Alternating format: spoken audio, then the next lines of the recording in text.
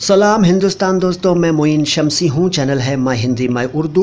उर्दू और हिंदी दोनों भाषाओं के शब्दों के शुद्ध उच्चारण को एक साथ समर्पित चैनल देख रहे हैं आप, यानी my Hindi my Urdu. Channel को सब्सक्राइब नहीं किया है तो कर लीजिए, क्योंकि जो हम बताते हैं और जैसा हम बताते हैं वैसा कम ही लोग बताएंगे आपको। किब्रिया, किब्रिया का क्या मतलब है जान लीजिए। किब्रिया का मतलब है महानता यानी अज़मत, शान। इसके अलावा शक्ति यानी ताकत, अहमियत या महत्ता और सामर्थ्य, वैभव, गरिमा, कुदरत। इसके अलावा इसका एक अर्थ खुदा भी है, किब्रिया। इसके बाद एतिक़ाद। एतिक़ाद का मतलब है आस्था, निष्ठा, श्रद्धा, विश्वास, भक्ति, यकीन, भरोसा।